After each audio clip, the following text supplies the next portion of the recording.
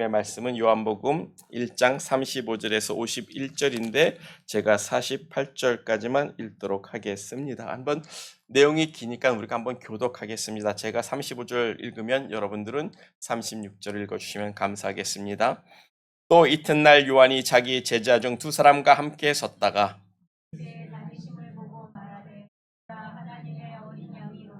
두 제자가 그의 말을 듣고 예수를 쫓거늘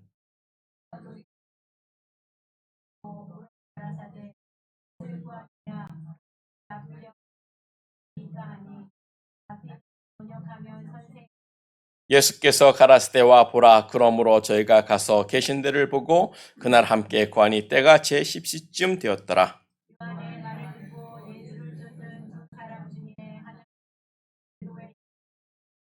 그가 먼저 자기의 형제 시몬을 찾아 말하되 우리가 메시아를 만났다고. 메시아는 번역하면 그리스도라.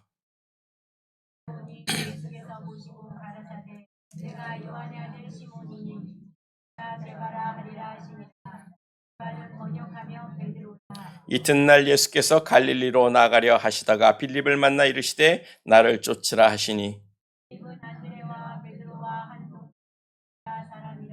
빌립이 나다나엘을 찾아 이르되 모세가 율법에 기록하였고 여러 선지자가 기록한 그 일을 우리가 만났으니 요셉의 아들 나사렛 예수니라.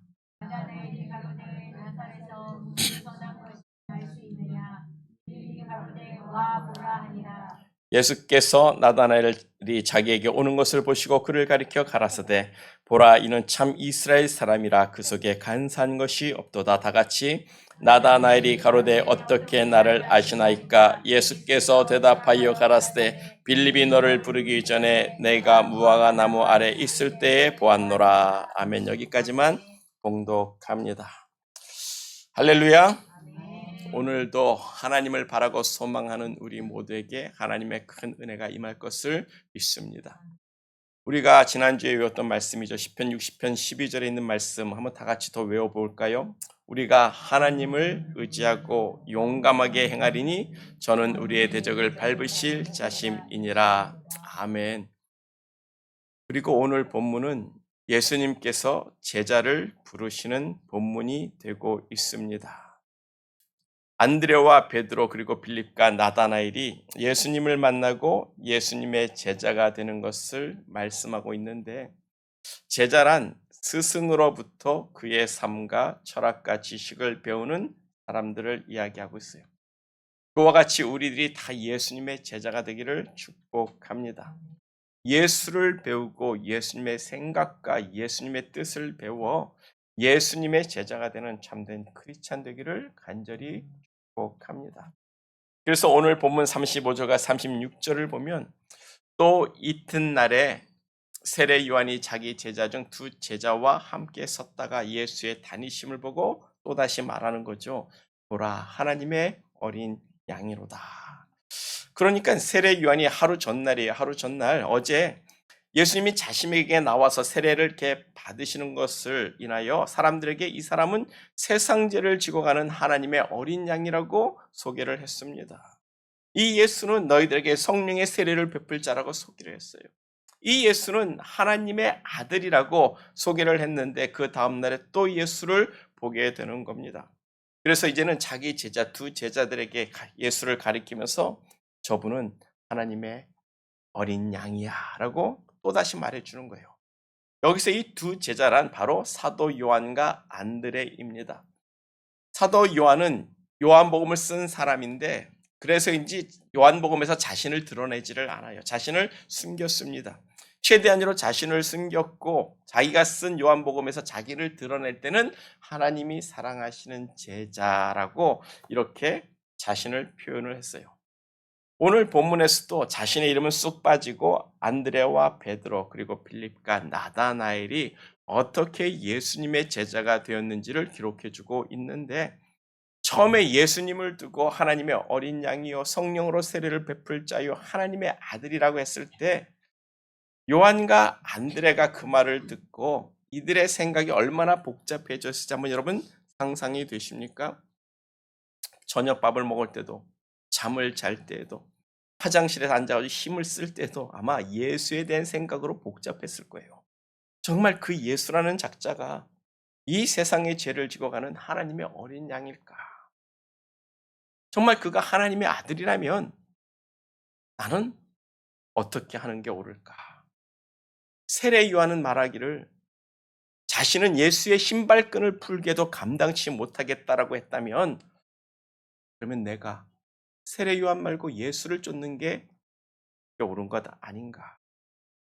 아마 그런 고민을 가졌을 거라고 저는 생각을 합니다. 그렇겠죠. 여러분들도 아마 그랬을 겁니다. 그런 고민이 있었는데 그 다음 날에 또 예수를 만난 거예요. 아침에 예수를 또 본 겁니다. 그 예수를 보고 세례 요한이 가리켜 이제 두 제자만 있는데 두 제자에게 보라, 이는 하나님의 어린 양이라고 할 때 그들의 생각은 분명해지는 거예요. 아, 우리가 요한의 제자가 아니라 이젠 예수를 따라야겠구나. 예수의 제자가 되어야겠구나. 우리가 따라야 할 것은 예수님이로구나. 아멘. 이게 바로 지혜로운 선택이요, 바른 신앙의 선택이라고 믿습니다. 그래서 세례 요한도 아마 자신을 버리고 그 즉시 예수를 따라가는 안드레와 요한을 이렇게 보면서 그냥 붙잡지 않았던 거예요. 왜냐하면 오직 예수만이 우리의 길이고 진리요, 우리가 추구해야 될 영원한 생명이 되시니까 그 예수를 쫓아가는 것에 대해서 야 니들 어디 가라고 붙잡는 모습이 전혀 없었다라는 거예요. 그와 같이 우리도 예수의 제자가 되는 것, 예수의 제자가 되는 것을 목적으로 삼아야 한다는 겁니다. 예수님을 쫓는 예수님의 제자들 되기를 간절히 축복합니다. 우리는 세상 사람을 쫓을 게 아니에요. 목사를 따라갈 것도 아닙니다. 어떤 장로, 어떤 선생, 말씀을 가르치는 자를 쫓을 것도 아니에요. 우리는 예수 그리스도를 쫓는 예수님의 제자가 되어야 하는 줄 믿습니다. 그래서 첫 번째로 생각해 볼 것이 세례 요한의 두 제자 안드레와 요한입니다. 본문 38절을 보면 예수께서 돌이켜 그 쫓는 것을 보시고 물어 가라사대 무엇을 구하느냐 가로되 랍비여 어디 계시나이까. 랍비는 번역하면 선생이라. 세례 요한의 두 제자 요한과 안드레는 그냥 자기들의 스승 세례 요한을 그 자리에서 버려두고 예수를 쫓아갔습니다. 그렇다면 세례 요한의 마음이 되게 서운했을 것 같죠. 아니 이 자식들이 날 버리고 가네, 원망할 수도 있었을 거예요. 근데 저는 아닙니다. 세례 요한은 기뻐했을 거예요.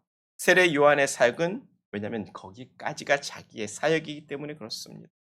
예수님을 이스라엘에게 나타내고 예수님이 오시는 길을 평탄하게 하기까지가 세례 요한의 일이었어요. 그리고 예수님이 이제 오셨으니까 더 이상 자기가 해야 될 일은 없단 말입니다. 세례 요한의 사역은 끝난 것이 되는 거예요. 그런 의미에서 세례 요한은 자신의 두 제자가 예수를 쫓는 것을 아마도 기쁘게 생각했을 겁니다. 그것이 우리들의 마음이 되어야 되는 거예요. 목회자의 마음이 되고 교회 리더십의 마음이 되고 이들의 마음이 되어야 하는 줄 믿습니다. 우리가 전도했어도, 우리가 가르치고 양육했어도, 우리가 수고하고 목양을 했어도 우리의 제자, 우리의 사람을 만드는 것이 아니라 우리가 아니라 예수님의 제자 되는 것을 우리는 기뻐해야 한다는 거예요. 우리가 전도하고 우리가 말씀을 가르치고 그 한 영혼이 하나님을 만나기 위해서 우리가 수고하는 그 모든 것들은 다 그 사람이 나의 사람이 아니라 예수의 사람, 예수님의 제자가 되기 위해서 우리가 수고해야 하는 겁니다. 거기까지가 우리의 일이에요. 거기까지가 우리가 가진 사명이라고 믿습니다. 근데 우리는 내가 전도했으니까, 내가 데리고 왔으니까, 내가 가르쳤으니까, 내가 은혜를 베풀었으니까, 내 말씀 듣고 하나님을 알았으니까 내 사람을 만들려고 하는데 아니란 말입니다. 예수님의 제자를 만드는 것까지가 우리의 일인 줄 믿습니다. 그 예수를 만나기까지 우리가 그를 위해서 기도해주고 위로해주고 말도 들어주고 밥도 사주고 물질과 시간을 투자하며 한 영혼을 양육하는 거예요. 내 사람이 아니라 예수님의 사람이 되기까지란 말이에요. 그런 의미에서 세례 요한은 두 제자가 예수를 쫓는 것을 기쁘게 생각했을 거라고 저는 믿습니다. 그래서 세례 요한의 두 제자 요한과 안드레를 생각해 볼 때 그들이 원했던 것이 무엇인지를 찾아보자라는 거예요. 그들이 예수님을 만나서 한 말이 뭡니까? 랍비여 어디 계시나이까? 첫 번째로 그들이 예수님께 말한 것은 랍비여 어디 계시나이까입니다. 예수님께서 자신을 쫓는 그 이 세례 요한의 두 제자들에게 너희가 무엇을 구하느냐, 왜 따라오느냐라고 물으셨던 거죠. 그러자 두 제자의 대답이 뭐예요? 랍비여 어디에 계시나이까? 어디 계십니까? 그 말인즉 우리가 당신을 찾아가서 한번 뵙고 싶다는 말이죠. 이렇게 길거리에서 만나고 세례 요한을 통해서 당신을 아는 것 말고 내가 개인적인 만남을 통해서 예수 당신을 알고 싶습니다. 내가 당신이 있는 곳에 가서 당신과 함께하면서 당신을 알고 싶다라고 말하는 거예요. 그래서 예수님 어디 계십니까? 라고 질문을 하는 겁니다. 예수님을 개인적으로 만날 때 우리도 예수님의 제자가 될 수 있다는 거예요. 그래서 그냥 교회에서 우리가 다 같이 모여서 설교를 듣고 하나님의 말씀을 듣는 것, 그것 말고 정말 성경 공부하는 것 말고 여러분들이 개인적으로 하나님을 찾아야 돼요. 예수님을 찾아야 되는 거예요. 우리가 이런 성경 공부를 했으면 그 다음에 예수를 찾아야 되는 게 옳습니다. 만나보고 싶습니다. 하나님, 내가 하나님 만나보고 싶습니다. 예수님을 알고 싶습니다. 날 찾아와 주시옵소서. 내가 하나님을 구하고 쳤습니다라고 우리가 예수를 찾아야 한다는 거예요. 그리고 예수를 만나고 예수님을 두고 예수는 나의 하나님이 되셨습니다. 나의 구주가 되셨습니다. 예수님은 나의 모든 것이 되었습니다. 그렇게 예수님과의 어떤 관계가 만들어져야 예수의 제자가 되는 거예요. 우리가 예수님을 객관적으로 아는 것은 큰 의미가 없다고 생각합니다. 우리가 성경 공부하고 설교를 들어서 예수를 아는 것은 그저 우리가 예수를 개인적으로 만나기 위한 준비의 과정 아닐까요? 말씀을 통해서 객관적으로 예수가 하나님이야? 예수가 동정녀 마리아에게 태어났어? 예수가 우리를 위해 죄를 위해서 십자가에 셨다 죽었어? 예수가 우리를 위해서 부활하셨어? 그 예수가 온 성경에 다 기록된 예언이란 말이야. 예언의 성취란 말이야. 그렇게 만약에 우리가 성경 공부를 했다면 그 다음에 우리가 해야 될 거는 그 예수를 만나고 그 예수를 만나고픈 갈망과 소망을 가져야 한다는 거예요. 그래야 우리가 신앙인의 삶을 살 수가 있는 겁니다. 그렇게 개인적으로 예수를 만나고 그 예수를 나의 하나님으로 영접해야 우리의 삶의 변화가 있고 예수의 제자가 되고 예수를 쫓는 사람들이 되는 줄 믿습니다. 그래서 우리들도 예수 만나고자 예수님 어디에 계십니까? 그 질문을 가질 수 있는 믿음의 삶 되기를 축복합니다. 예수를 찾기를 소망합니다. 저도 그렇게 20몇 년 동안 교회를 다녔지만 그 예수에 대해서 객관적으로는 참 알았고 믿음도 있고 교회도 열심히 다녔지만 예수를 만나본 적이 한 번도 없었다는 거예요. 그래서 22살 때 40일 처음으로 내 인생의 40일을 작정하고 7시를 정하고 그 시간 되면 무조건 하나님 내가 무릎 꿇고 당신을 위하여 기도할 테니 어디서든 내가 무릎 꿇고 기도할 테니 하나님 날 만나달라고 그렇게 작정을 하고 기도하는 것 가운데 저는 하나님을 만났고 예수를 만났고 정말 그 은혜가 너무 커서 목회자가 되는 길을 작정했습니다. 여러분들도 그렇게 작정하고 하나님을 만나고 예수를 만나고자 주여 당신 어디 계십니까? 라고 찾을 수 있는 그런 귀한 믿음의 사람 되기를 간절히 축복합니다. 그래서 이번 21일 동안 우리 가을 기도에 작정하고 기도할 때 예수님 어디 계십니까? 라는 그런 소망을 가지고 내가 예수 만나겠다라는 그런 갈망, 그런 악모함을 가지고 기도하는 저와 우리 모두가 되기를 간절히 축복합니다. 그리고 두 번째로 생각해 볼 것은 예수님의 대답 와 보라예요. 와 보라.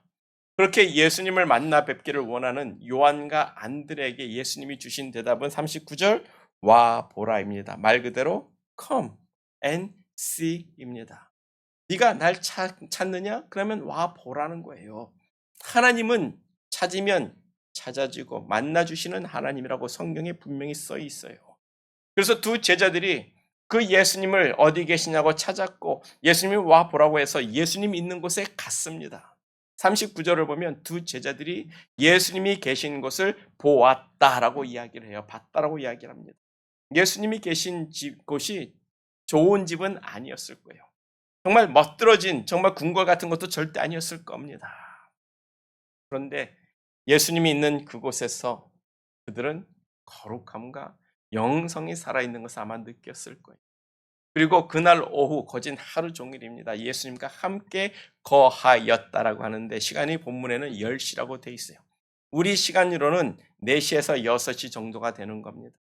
그러니까 아침에 예수님을 이렇게 보고 보라 하나님의 어린 양이라는 세례 요한의 말을 듣고 예수를 쫓아가서 해질 무렵까지 예수님과 함께 있었다라고 이야기를 하는 거예요.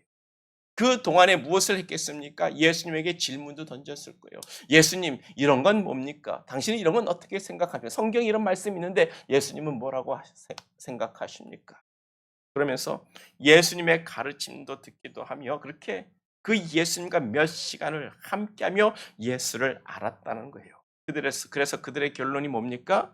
예수는 메시아라는 결론을 가지고 고백하게 되는 거예요. 안드레가 베드로를 만나서 내가 메시아를 만났다라고 이야기를 하는 겁니다. 그런 의미에서 와 보라, 와 보라, 와 보라는 말이 얼마나 의미가 있는 말인지 우리가 생각해 봐야 되는 거예요.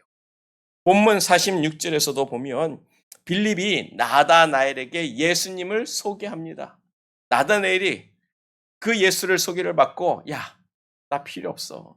그 나사렛 예수라고 나사렛에서 무슨 선한 일이 일어날 수 있느냐, 선한 것이 날 수 있느냐, 난 예수 안 보러 갈래 하니까 빌립이 와서 하는 말이 뭐예요?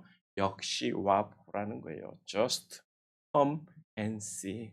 네가 와서 보고 말해. 일단 예수님을 만나보고 말하라는 거예요. 그런 의미에서 와보라는 말이 정말 중요한 거예요. 나다나엘이 그런 빌립의 말을 듣고 예수님을 찾아뵈었다가 예수님의 제자가 되는데 그런 의미에서 전도하는 것 힘들어할 것 전혀 없을 것 같습니다. 우리가 누구를 사람을 설득해서 교회에 데리고 올 필요도 없어요. 그냥 한번 나는 예수 그리스도를 아는데 내가 만난 그 예수를 너도 한번 와서 보라고 와 보라고 말만 하면 되는 거예요. 그리고 안 오는 건 그 사람 문제죠. 또 와서 예수를 만나고 안 만나는 것도 우리가 해야 될 일이 아니라 말입니다. 하나님이 하시고 예수님이 하시는 일이죠. 사람들이 예수를 믿고 안 믿고는 우리의 능력 바깥이에요. 그러나 최소한 그 사람에게 와 보라고 소개는 할 수 있다는 겁니다. 우리도 그런 의미에서 전도합시다. 전도 어렵게 생각하지 말고 전도하세요. 그냥 내가 만난 예수나 예수를 아는데 그냥 한번 와 볼래라고 전하세요. 그게 우리가 할 수 있는 전부라고 생각합니다. 나머지는 하나님이 하시는 겁니다. 사람들이 예수를 만나고 예수를 믿는 것은 우리의 일이 아니라 하나님의 일이 되는 거예요. 그래서 구원은 전적인 하나님의 선택과 하나님의 은혜로 되는 것이지 우리의 노력으로 되는 것이 아닙니다. 최소한 우리가 그 예수를 소개하는데 열심을 가져볼 수 있기를 소망합니다. 그래서 예수 전하고 와 보라는 것이 어쩌면 그게 옳은 전도 방법이라는 거예요. 예수님조차도 와 보라고 했으면 우리도 와 보라고 하면 되는 줄 믿습니다. 우리가 와 보라고는 할 수 있겠죠. 우리가 사람들에게 한번 와 봐. 내가 만난 예수, 내가 믿는 예수 한번 너도 경험해 봐. 라고 전할 수 있는 사람 되기를 축복합니다. 그리고 두 번째로 베드로입니다. 베드로. 본문 40절을 보면 요한의 말을 듣고 예수를 쫓는 두 사람 중에 하나는 시몬 베드로의 형제 안드레라고 이야기해요. 아니 예수님의 제자니까 그냥 안드레라고 하면 되는데 왜 거기다 굳이 시몬 베드로의 형제 안드레라고 안드레를 소개할까요? 그 말인즉 안드레라고 하면 사람들이 잘 모를 수도 있단 말이에요. 그렇게 안드레라는 예수님의 제자가 그렇게 유명하지 않았다라는 것을 생각해 볼 수가 있습니다. 그런데 시몬 베드로의 형제 안드레라고 하면 안드레를 잘 기억하지 못하는 사람도 베드로 형제라고 쉽게 알 수가 있는 거죠. 사람들이 이원경 하면 잘 모릅니다. 근데 누구누구 했다 이원경 하면 사람들이 금방 하고 알 수 있는 것처럼 고개를 끄덕끄덕이게 되는 것처럼 시몬 베드로의 형제 안드레라고 소개를 하고 있는 거예요. 그 말인즉 베드로는 이미 초대교회에서 유명한 예수님의 제자로 알려져 있다라는 거예요. 그런데 뭡니까? 막상 그 베드로도 예수님을 알게 된 것은 그의 형제 안드레 때문이라는 거예요. 안드레가 예수님이 계신 곳에 가보고 예수님과 오랜 대화를 나눠보니까 이 사람이 정말 하나님의 어린 양이요 우리를 구원하실 메시아라는 확신을 가졌다라는 겁니다. 그래서 제일 먼저 자기 동생에게 달려가서 야 베드로야 나 오늘 메시아 만났어. 너도 한번 와보라고 이야기를 하는 것 아니겠습니까? 오직 복음서에서만 제자들이 처음부터 예수님을 메시아로 인정하고 있는 모습을 우리에게 보여주고 있는데 메시아는 뜻이 뭡니까? Anointed one, 기름 부음 받은 자라는 뜻이에요. 그리고 이 메시아를 그리스 말로 바꾸면 그리스도, 영어로는 크라이스트라고 번역을 하는 겁니다. 그리스도란 보통 명사예요. 보통 명사로서 구원자라는 뜻입니다. 그러니까 메시아라는 뜻은 뭐예요? 구원자라는 뜻을 우리에게 전해주고 있는 거예요. 그러니까 안드레가 베드로에게 가서 나 오늘 메시아 만났다라고 하는 것은 나 오늘 우리를 구원할 구원자를 만났다라는 고백을 하고 있는 거예요. 나 구원자를 만났어. 우리를 구원할 구원자를 만났어. 어쩌면 정치적으로 이스라엘을 구원할 로마로부터 구원할 사람이라고도 생각할 수도 있겠지만 그는 분명 메시아 그리스도 우리의 구원자를 만났다라고 고백을 하고 있는 겁니다. 그 말을 들은 베드로도 예수님을 찾아갔어요. 찾아갔는데 예수님이 베드로를 보면서 하시는 말씀이 있습니다. 본문 42절이죠. 내가 요한의 아들 시몬이니 장차 게바라 하리라. 장차 게바라 하리라. 게바란 뜻은 돌, 반석이란 뜻을 가지고 있습니다. 이것을 그리스말로 번역하면 페드로라고 이야기해요. 베드로라고 이야기합니다. 예수님이 베드로를 보자마자 네가 요한의 아들 시몬이구나. 네 이름이 시몬이지. 그런데 그 시몬이라는 이름은 너에게 전혀 안 어울려. 너한테 잘 어울리는 이름이 있는데 너는 장차 베드로가 될 것이다. 피로가 될 것이라고 예수님이 베드로에 대해서 말씀을 하고 있는 거예요.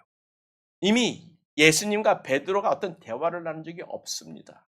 그럼에도 불구하고 이미 예수님은 베드로에 대해서 너무나도 잘 알고 있다는 것을 이야기하고 있는 거예요. 예수님은 누구라고요? 예수님은 하나님이십니다. 하나님은 뭐든지 할 수 있는 전능한 하나님이 되시고요. 하나님은 전지한 하나님이 되세요. 모든 것을 아시는 하나님이라는 겁니다. 그 하나님, 그 예수님은 베드로를 만나기 전에 이미 그를 알고 있었고 그의 미래에 어떠한 일이 일어날 것까지 다 알고 있어서 장차 네가 게바가 되리라, 반석이 되리라, 돌이 되리라, 돌 이름으로 바꿔주시는 거예요. 그래서 베드로, 피터, 돌이라는 뜻을 가진 이름을 가졌는데 어떤 큰 바위를 의미하는 것으로서 반석이라고도 이해를 하고 있어요. 성경에서 바위, 반석이란 아주 중요한 의미를 가지고 있습니다.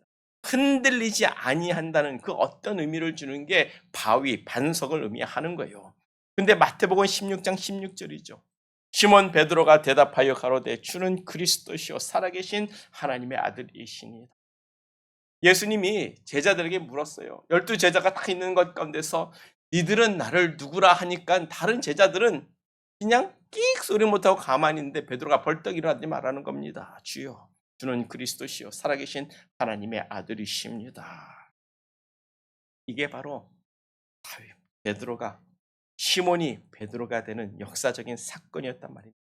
이 고백을 통해서 예수님이 시몬의 이름을 베드로라고 바꿔주시는 거예요.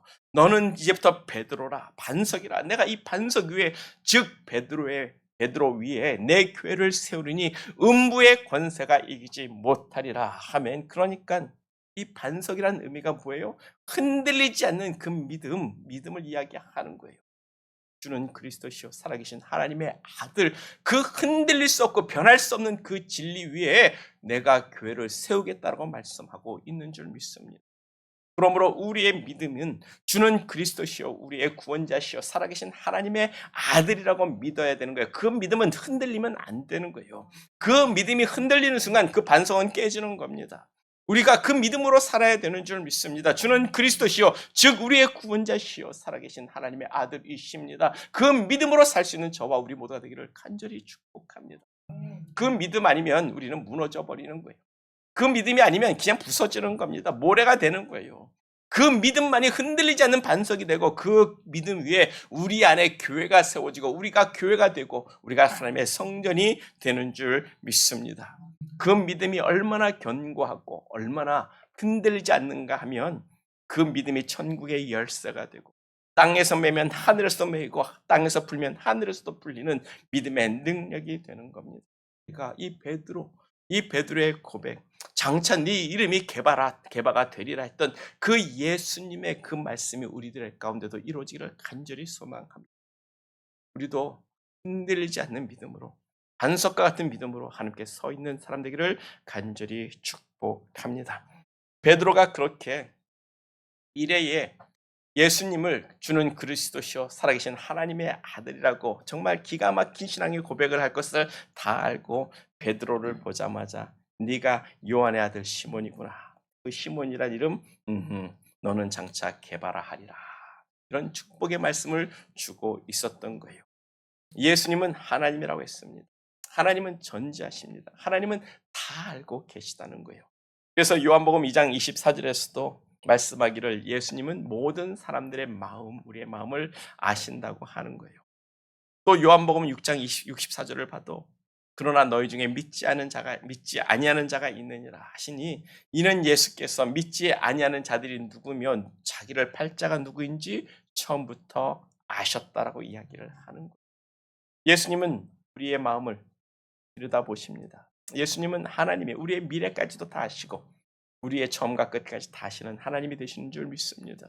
그래서 하나님은 우리의 마음을 감찰하신다라고 성경은 가르쳐주고 있는 거예요.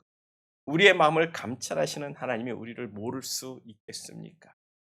그런데 우리는 그런 하나님을 이그노하죠. 그런 하나님을 무시할 때가 너무나도 많습니다. 베드로도 마찬가지예요. 그렇게 예수님을 만났고 그냥 예수님이 난 널 잘 안다. 너는 장차 앞으로 개바가 될 거야 라고 이렇게 이야기를 해주셨는데 그냥 베드로는 그 예수님을 이그노해버렸어요. 무시해버렸습니다. 아니 저건 또 뭐야. 김밥 옆구리 터지는 소리하고 앉아있네. 내가 왜 피로가 돼? 왜 내가 베드로가 돼? 아유 나는 고기라 잡으러 가겠다고 고기 잡으러 갔던 거예요. 그런 베드로를 예수님께서 바닷가에서 만나주시고 밤새도록 고기도 못 잡아가지고 완전히 타이어된 그 베드로가 밤새도록 헛그무질한 그 베드로가 들어오니까 야 베드로야 다시 나가 저 깊은 데 가서 그물을 던져 네 오른쪽에다 그물을 던져. 그러니까 베드로가 성질이 더럽다고 하지 않습니까? 속으로 뭐라고 그랬겠어요? 나 오늘 기분 아주 빵인데 너 오늘 잘 만났어. 그 말 했을 거예요. 그래 내가 한번 네 말대로 깊은 데 가서 다시 그물 던져보지. 내가 이 업으로 내가 평생 업을 삼는 놈인데 네가 한다고 그게 돼? 그러고는 깊은 데 가서 그물을 탁 던졌는데 엄청난 고기가 잡히니까 그때서 비로소 무릎 꿇고 나는 죄인입니다.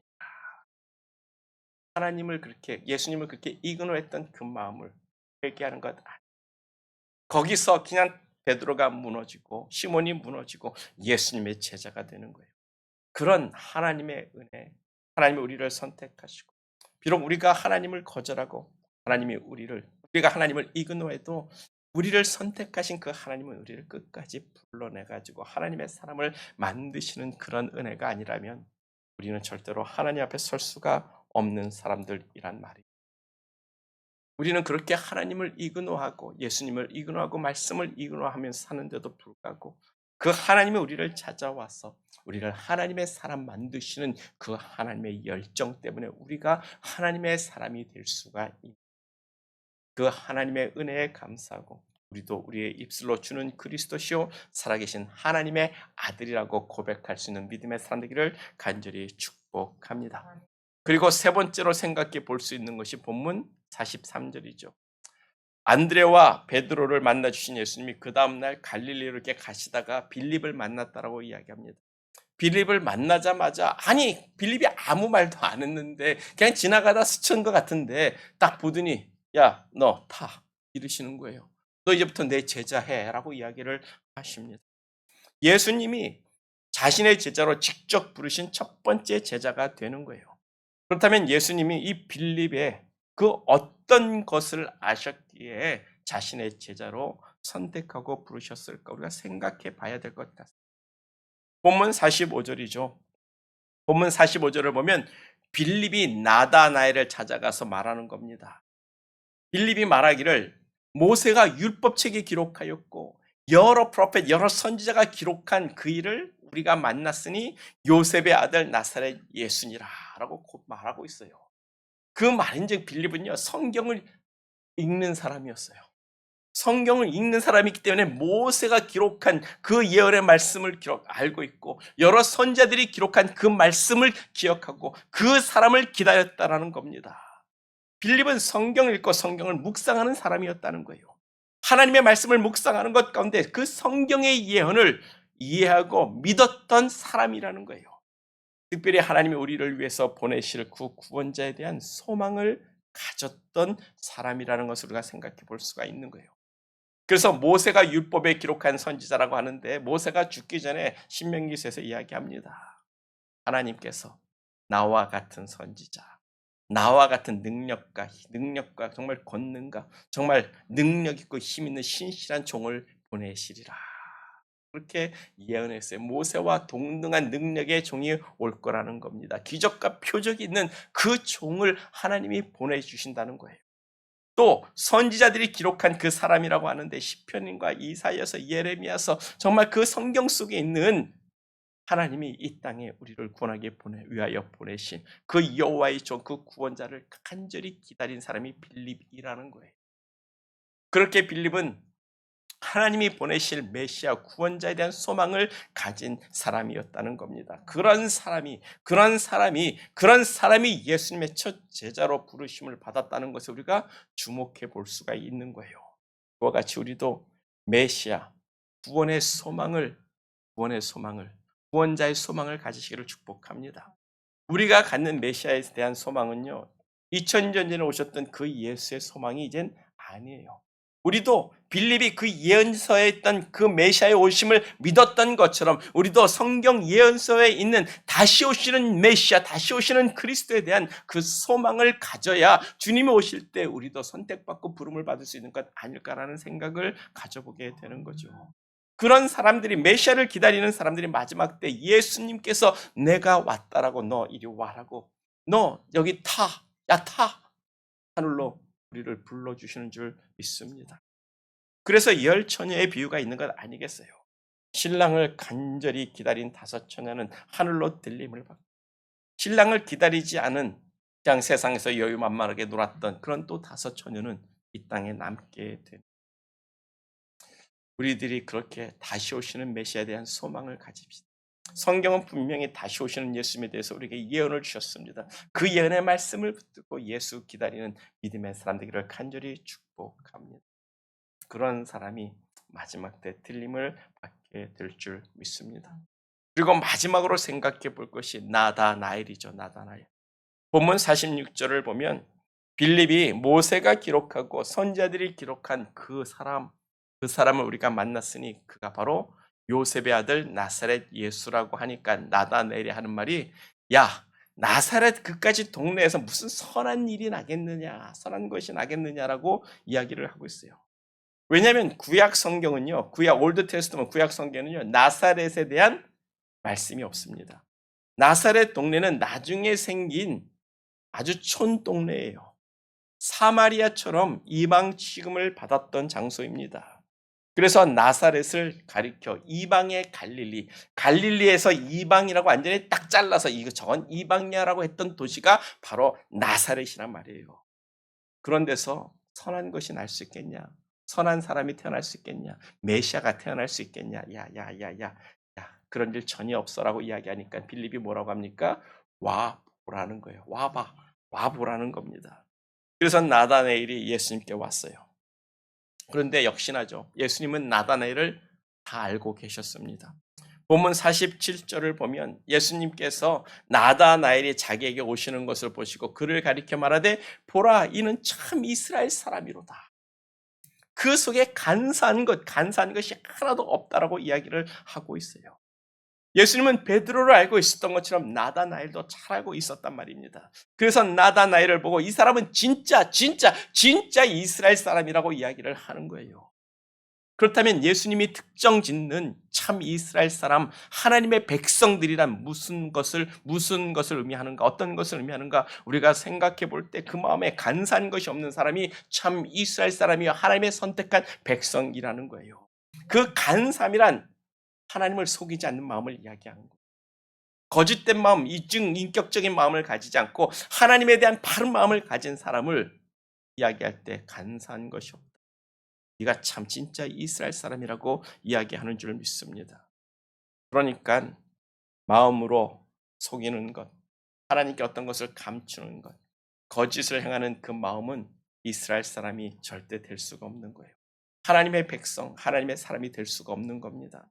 그런 사람은 사도 바울이 말하기를 육적인 이스라엘이라고 이야기했고 예수님은 회칠한 무덤이라고 외식하는 신앙인들이라고 책망을 하셨단 말이에요. 근데 예수님의 이 말을 들은 나다나엘은 그 말의 의미를 즉시 깨달았어요. 그래서 예수님, 당신 나를 어떻게 하십니까? 당신 나를 어떻게 하셨습니까? 라고 하는데 본문 48절에서 예수님이 대답하기를 빌립이 너를 부르기 전에 내가 무화과 나무 아래 있을 때 보았다라고 말씀을 하시는 거예요. 예수님은 나다나엘이 예수의 말을 듣기도 전에 그 무화과 나무 아래서 뭔가를 하고 있었던 것을 예수님이 보았다라고 이야기를 합니다. 무화과 나무 아래서 특별히 나다나엘이 행했던 것은 참 믿음의 시간을 가졌던 하나님을 향한 그 악망하며 하나님을 소망했던 진실한 마음을 가졌던 것을 예수님이 보았다는 것 아니겠어요? 그 참 믿음, 참 신앙, 그 행위가 뭐라고 여러분 생각하시겠습니까? 그 마음에 거짓이 없고 간사한 것이 없고 속이는 것이 없다고 했는데 그 마음이 뭐냐고요? 무화과 나무 아래서 하나님, 나는 하나님 사랑합니다. 근데 나는 그 하나님 사랑할 수가 없습니다. 나는 왜 이렇게 죄를 짓고 삽니까? 하나님을 신실하게 믿고 싶은데 나는 하나님 이 죄에서 자유함이 없습니다. 죄 안 짓고 싶은데 죄 짓습니다. 나는 정말 죽을 죄인입니다. 내 죄를 사하시고 나에게 하나님과 함께 할 수 있는 길을 열어달라는 참 믿음의 고백을 가진 것 아닐까? 성경 요한 1서를 보면 죄 없다 하는 사람은 하나님을 거짓말쟁이로 만드는 거라고 했어요. 자신이 죄 없다고 이야기하는 것이 하나님을 속이는 겁니다. 나는 죄가 있는데 죄 없는 것처럼 하나님 앞에서 나는 의롭습니다라고 하는 게 간사한 거예요. 그래서 우리가 생각해 보면 참 이스라엘 하나님의 백성이 되는 것, 우리가 참 크리스천 하나님의 사람이 되는 것은 내 안에 있는 죄를 하나님께 속이지 않고 고백하는, 안 되는 것, 못하는 것, 되는 것처럼 하나님 앞에 속일 필요가 없습니다. 하나님, 난 못합니다. 나는 하나님 오늘도 죄를 졌습니다. 하나님, 내가 죄 가운데 사는 더러운 인간이니 내 죄를 사하여 주시옵소서. 나는 하나님을 사랑하고 섬기고 싶습니다라고 그 죄된 마음을 다 고백하며 하나님께 나갈 때 하나님께서 넌 참 간사한 마음이 없구나 라고 이야기하는 줄 믿습니다. 예수님 당시에 그 신앙인들이 문제가 뭡니까? 대표적인 게 바리새인들이죠. 자신들은 율법을 완전히 지켰기 때문에 나는 죄가 없습니다라고 의롭다라고 이야기하는 사람이 바로 바리새인들의 신앙인이었어요. 하나님의 선택받은 선민 사상에 빠져서 자신들은 나는 선민 백성이야, 나는 초전 피플이야, 나는 의로운 사람이야, 나는 율법을 지켜서 나는 죄가 하나도 없어. 그게 바로 하나님을 속이는 거기 때문에 예수님께서 이 회칠한 무덤들, 독사의 자식들이라고 외치면서 이 외식하는 자라고 겉과 속이 다른 자라고 예수님이 그들을 책망했던 겁니다. 그런데 지금 이 시대는 그와 같이 그때와 같이 하나님을 속이고 있는 시대란 말이에요. 죄가 없다라고 이야기를 합니다. 내가 무슨 죄를 많이 졌어. 지금 선거철인데 트럼프 대통령이 옛날에 인터뷰했던 내용 유튜브에서 봤는데 그 인터뷰 기간에 당신은 회개한 그리스도입니까? 라고 이야기하니까 이 트럼프 대통령이 나는 죄가 없어요. 나는 죄가 없어서 회개할 필요가 없다고 이야기하더라고요. 나는 하나님과 친하기 때문에 나는 회개할 필요가 없다고 하는데 우리가 그런 세상에 살고 있다. 많은 사람들이 왜 자꾸 죄에 대해서 이야기하냐고 나 특별히 죄진 거 없어. 선하게 살았어. 라고 이야기하고 있는 시대란 말이에요. 교회에서 죄에 대해서 이야기를 하면 또 죄소리야. 뭐 이렇게 죄소리가 많아. 뭐 이렇게 회개하래. 죄에 대해서 얘기하지 말라고 대놓고 말하는 시대가 조금 이 시대가 되고 있는데, 우리가 죄 없다고 하면 우리가 하나님을 거짓말쟁이로 만드는 것이라고 했습니다.